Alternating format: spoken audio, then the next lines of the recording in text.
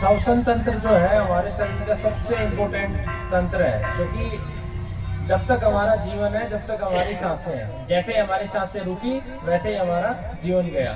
तो श्वसन तंत्र में जो भी ऑर्गन आते हैं वो सारे ऑर्गन का ट्रीटमेंट कैंसर में हम कैसे करेंगे ये हम इसमें सीखेंगे। ठीक है, तो मुख्य रूप से श्वसन तंत्र का मुख्य कार्य सांस लेना छोड़ना, पूरे शरीर में ऑक्सीजन की सप्लाई करना, ये मुख्य इसका कार्य है। अब श्वसन तंत्र का कैंसर है तो सबसे पहले तो बेसिक फंडामेंटल यही है कि उसका पाचन ठीक करना है, अग्नि ठीक करनी है, वात पित्त कफ बैलेंस करना है। उसके बाद उसके पूरी शरीर की सातों धातुओं को शुद्ध करना है। धातुओं में सबसे पहले आ जाता है आपका रस, रक्त। इनको शुद्धिकरण के लिए औषधि का जो एक कॉमन अर्क है जो मैंने पहले बताया वो सभी में चलेगा। ठीक है, उसमें अपामार्ग है, गिलोय है, कचनार, पुनर्नवा, तुलसी, धमासा, कंठकारी फल, सदाबहार जो के ज्वारे, पपीते के पत्ते, फल, रक्त, रोहिड़ा, गोखरू, अर्जुन की छाल, अड़ुसा, बेलचाल, चिरायता, और इनका गोमूत्र के अंदर अर्क निकालना है। ठीक है, दूसरा इसमें जो श्वसन तंत्र का जो पूरे फंक्शन को इम्प्रूव करता है, जैसे पाचन तंत्र का एक कॉमन मेडिसिन है जो पूरे पाचन तंत्र को ठीक करती है, आपकी कब्ज को ठीक करती है, अग्नि को ठीक करती है, पाचन अच्छा करती है, रस को ठीक करती है। ऐसे ही श्वसन तंत्र के लिए एक कॉमन मेडिसिन हम बनाते हैं जो श्वसन तंत्र में कोई भी कैंसर हो सब में उसे यूज कर सकते हैं। इससे हम लेंगे बहेड़ा, तुलसी, इलायची बड़ी, इलायची छोटी, जायफल और जीवंती हर्ड, वन फसा और मुलेठी। इनको वापस बता रहा हूँ, बहेड़ा, तुलसी, इलायची बड़ी, इलायची छोटी, जायफल, जीवंती हर्ड, वनफसा और मुलेठी, इन सबको हम पाउडर बना के दे सकते हैं। क्योंकि श्वसन तंत्र जो है हमारे कफ के क्षेत्र में आता है तो इस दवा को भी हम गोमूत्र में बना के दे सकते हैं। ठीक है भाई, जो जीवंती हर्ड क्या होती है? जीवंती हर्ड हर्ड की वैरायटी है। इसके अलावा हम एक पाउडर चला के देते हैं औषधियों का, या अर्क भी दे सकते हो। ये गंगा जल में और गोमूत्र के मिश्रण में तैयार कर सकते हो इसको। इसमें हम लेंगे श्याम तुलसी, नीम गिलोय, नीम के पत्ते, कालमेघ, शीशम पत्ता, बेलपत्र, काली मिर्ची, काली हल्दी, अर्जुन की छाल, सहजन के पत्ते या छाल, इन सबको आधा गोमूत्र आधा गंगा जल में मिला के और अर्क बना देंगे।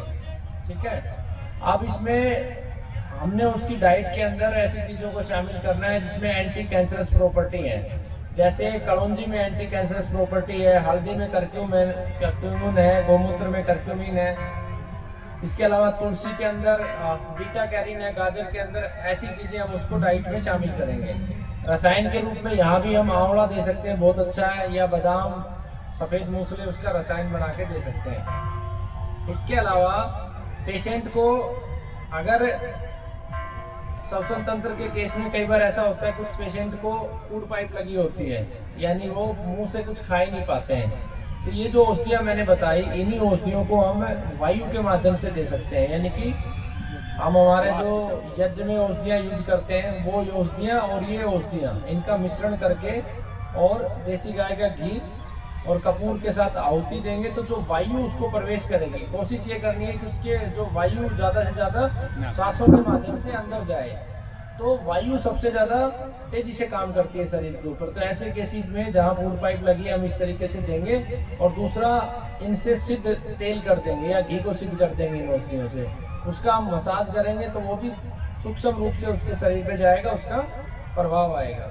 ठीक है, इसके अलावा हम एक काम और कर सकते हैं। ऐसे श्वसन तंत्र के केस में वायु बहुत महत्वपूर्ण होती है, तो हम एक वाटिका बना सकते हैं पेशेंट के लिए।